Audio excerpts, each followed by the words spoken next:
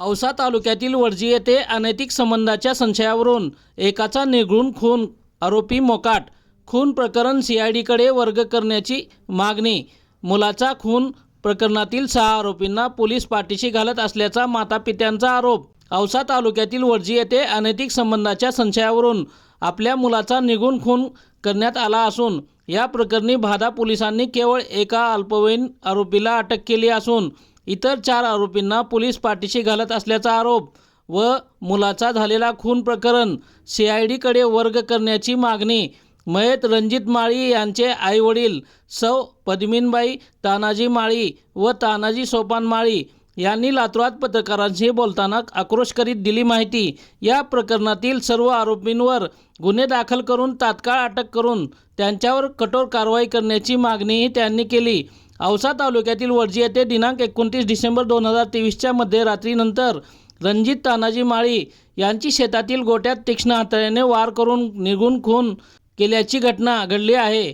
या प्रकरणी भादा पोलीस ठाण्यात गुन्हा दाखल करण्यात आला असून पोलिसांनी खून केल्याची कबुली देणाऱ्या शंकर शिवाजी मुळे या अल्पवयीन आरोपीला ताब्यात घेतले आहे. हा खून केवळ एका अल्पवयीन मुलाने करणे शक्य नाही. यामध्ये इतर आरोपी बबन कोंडेबा मुळे, विनोद राम पाटील, बाळू उत्तम जाधव, सौ अंजना बबन मुळे, हनुमंत बबन मुळे यांचाही समावेश असल्याचा आरोप मयताच्या मातापित्यांनी पोलीस अधीक्षक, औसा उपविभागीय पोलीस अधिकारी व भादा पोलीस ठाण्याच्या सहाय्यक पोलीस निरीक्षकांना दिलेल्या निवेदनात केला आहे. सौ पद्मिनीबाई माळी यांनी यावेळी बोलताना सांगितले की वरील आरोपींना दिनांक 28 डिसेंबर रोजी दुपारी 2च्या सुमारास आपल्या घरात घुसून शिवीगाळ करीत माझ्या मुलाचे रणजितचे तुकडे तुकडे करून खलास करण्याची धमकी दिली होती.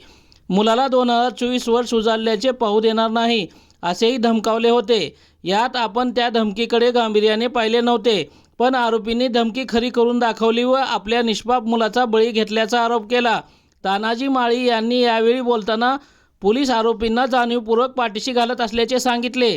या खून प्रकरणाची रीतसर फिर्याद द्यायला गेल्यावरही भादा पोलिसांनी आपण इतर आरोपींची नावे सांगण्याचा प्रयत्न केला असता आमचे काहीही ऐकून घेतले नसल्याचे सांगितले. त्यामुळे आपण हा सर्व प्रकार पोलीस अधीक्षक सोमय मुंडे यांची भेट घेऊन त्यांच्याही कानावर घातला असून या प्रकरणातील उपरोक्त आरोपींवरही गुन्हे दाखल करून त्यांच्यावर कठोर कारवाई करण्याची मागणी केल्याचे सांगितले. अजूनही आरोपीकडून आपल्यावर व आपल्या कुटुंबियांना तसेच आम्हाला या प्रकरणी मदत करणाऱ्यांना जीवे मारण्याच्या धमक्या दिल्या जात आहेत. त्यामुळे येत्या काही दिवसात आमच्यापैकी कोणाला काही झाल्यास, कोणावर हल्ला, जीवे मारण्याचा प्रयत्न घडल्यास पोलिसांनी वर नमूद आरोपींना जबाबदार धरावे असे आपण निवेदनात नमूद केल्याचे तानाजी माळी यांनी सांगितले. या प्रकरणी आपल्याला पोलीस प्रशासनाकडून न्याय नाही मिळाल्यास प्रसंगी न्यायालयाचा दरवाजा ठोठावू तसेच जिल्हाधिकारी कार्यालयासमोर आंदोलन करणार असल्याचा इशाराही पालकांनी यावेळी बोलताना दिला.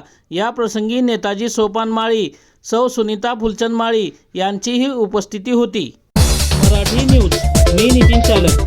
अशाच नवनवीन ताज्या बातम्या पाहण्यासाठी या चॅनलला सबस्क्राईब जरूर करा.